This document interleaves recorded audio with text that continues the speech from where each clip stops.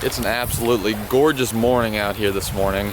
Sun's coming up. It's low 60s right now. Gonna be an awesome day. We're up here at camp again this weekend during one of my favorite times of the year to fly fish. Actually, this morning we are anxiously awaiting my favorite hatch of the year, the big blue-winged olives. So hopefully we have some good top water activity this early morning here, and we'll see what we can do early on some nymphs and wet flies.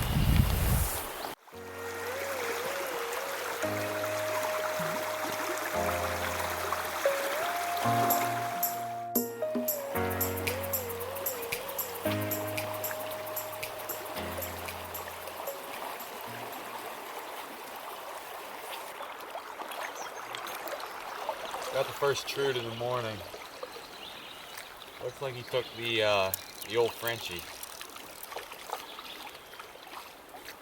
He's brown. Oh man.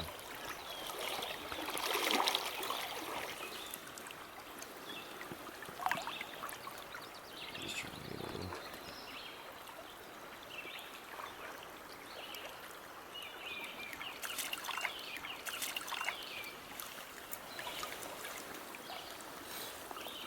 Alright, he's just sitting right there too. Not a bad, it's weird, you don't catch as many browns down here as you do rainbows, but fish fall really hard. I thought it was a smallmouth at first, but I took the old Frenchie. Frenchie is, man, it's gotta be one of my favorites. Just works so well. Got a Frenchie and a pheasant tail tied on right now. It's not really saying much, but before all the dry fly action starts and the lighting is this good, we're like, well, we may as well film some of the fish we catch. But it's been slow. Ever since I switched to a sucker spawn, I have been getting a few grabs, had a few fish on, landed a couple when Dan was down below. Good fish here. Not really. But you always say that. There he goes. But the pink sucker spawn, that's the thing. Rainbows love sucker spawn, so keep at it.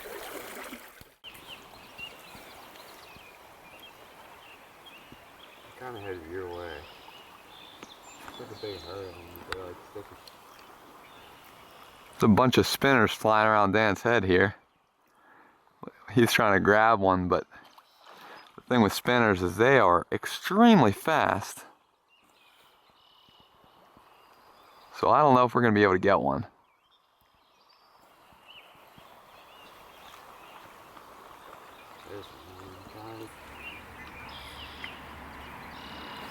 And that right there is what we're seeing flying around everywhere. Maybe they'll fall in the water and we'll have a little bit of a early morning spinnerful. So Dad just hooked into one here. It's been extremely slow, and you know, we're getting to that point where there should be some dry fly activity starting, but we haven't been seeing anything.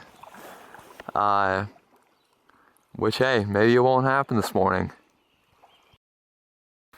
So, just came out of a little caddis casing that Doug picked up.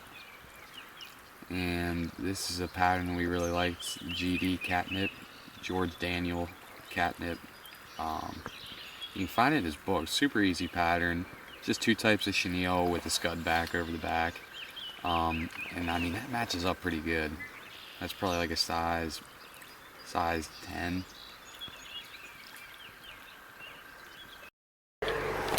Alright, so the fishing wasn't too great this morning. We're actually going to head back to camp, have a little bit of lunch, maybe do some fishing behind camp, and see how the afternoon goes. It's a big weekend. We got a lot of people coming up to camp, so maybe just hang around camp, spend some time with family, and get back at it a little bit later today.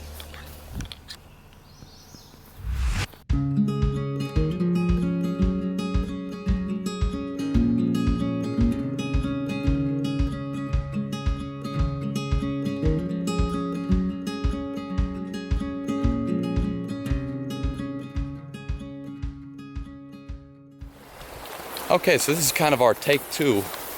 We are at the same location here in the morning. We're hoping to get a good blue-winged olive hatch. It never happened. So we're back for the evening, and basically the plan is hopefully just to kind of sit on the bank here. We got the whole gang here tonight, so we'll be doing a lot of socializing, sitting on the bank and watching for a few fish to rise, and if they do, we'll go out there and catch them.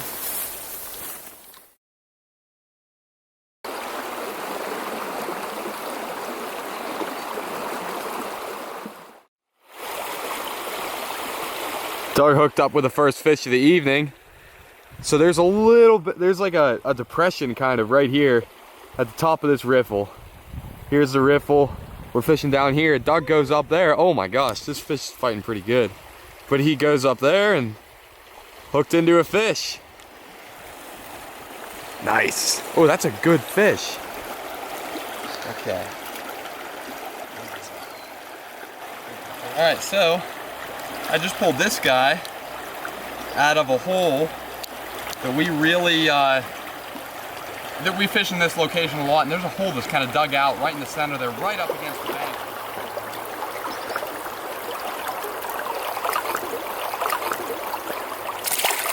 Woo! There he goes. All right.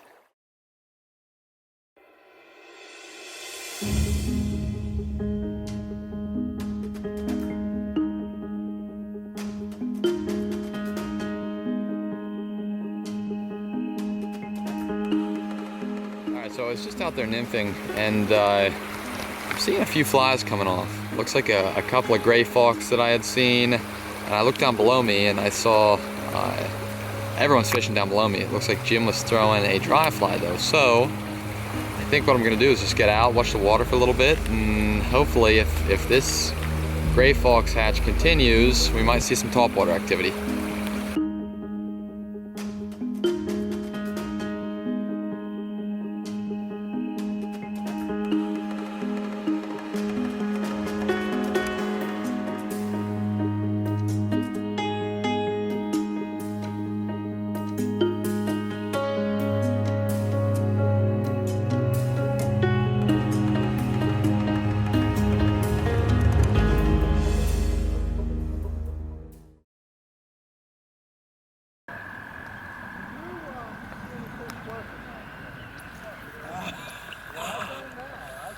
Dan just missed one.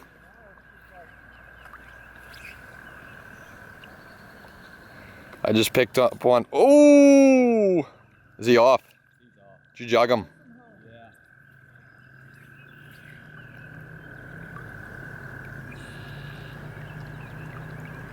Took the, went for the Griffiths gnat. Probably gonna need to put some floating on now. I caught mine earlier on an Adams. The old Kettle Creek double. I could grab the second one. There he is. So this one's mine. This little one's Doug's. And that is actually a lie. Mine was the bigger one. All right, so number one, there goes Doug's. Number two, there goes mine. And the monkey is off my back, but they're definitely starting to pick up. Let's get our lines back out in the water.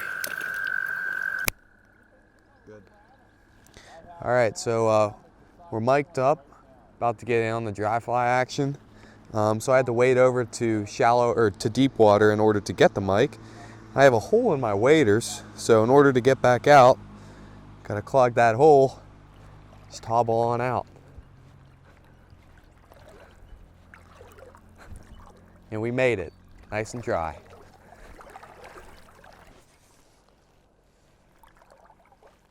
All right, first cast. Oh, I saw one. There's one down there. I'm moving, but I just got water in my waders. Here we go, here we go. Oh, there it is, missed one. See if he'll take it again. Probably not, but you never know. Danger zone, nothing. What do you think, Doug? But literally, as soon as we put the mic on, I ain't catching a fish. I think we always jump. We're always like, all right, well, started catching fish. After we catch like 2 fish, we're like, oh, we gotta put the mic on. We gotta start doing video. And then we don't catch any fish. because we put the mic on, because we started recording. There it is. Got him.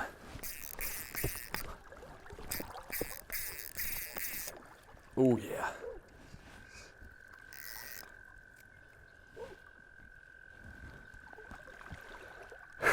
Finally, if we can get him into the net, though. I think he took the Adams. That fish came on the Adams. Ah. Gosh, I'm an idiot. There we go.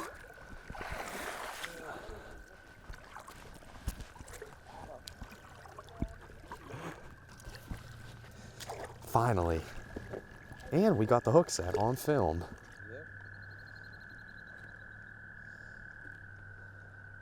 Not a bad fish. Ooh. Ready? Back in.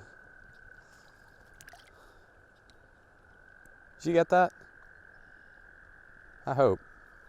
Well, that was fun. And I'm gonna clog the wader hole and walk back over to Doug real quick.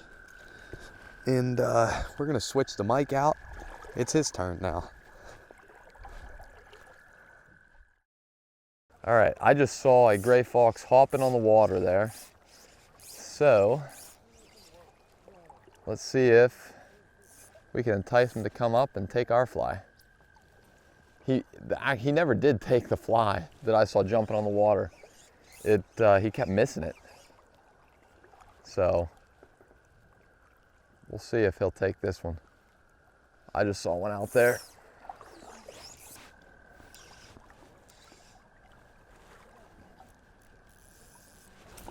Ah, there he is.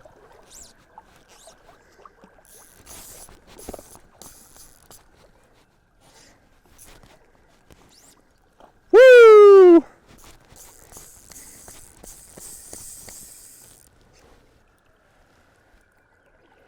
Man, there's nothing better than catching a trout on a dry fly. I know, it's always fun too. Whenever Dan and I are out fishing, he is the nymph guy. He is an awesome nympher, and I am not, but I love fishing a dry fly. Let's get this guy into the net. And actually, he took the Adams. He didn't even take that gray fox. And that's the thing, we saw a few take some of the naturals on the water, but it doesn't seem that they were really, for as many naturals that were on the water, they weren't really going crazy for them. All right, and there he is. And I worked hard for him.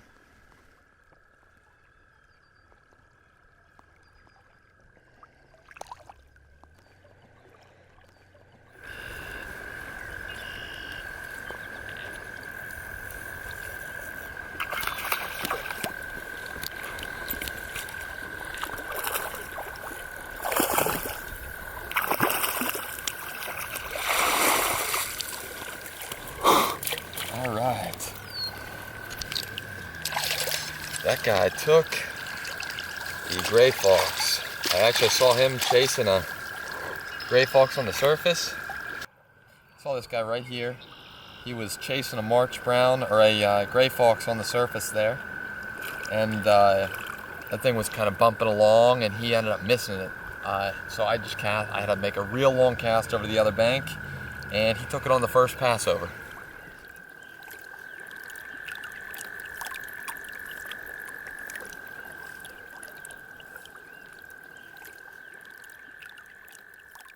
All right, so the fishing just kind of slowed off here. No more flies coming off, no more fish working. So Dan and I are sitting off of the bank. It really has cooled down a lot. Poor Dan's got a big old leak in his waders. So we're just kind of sitting here enjoying being outside up at camp. This is one of our favorite spots to fish dries. And you know, it's just an awesome day. So thank you guys for watching and we'll see you next time.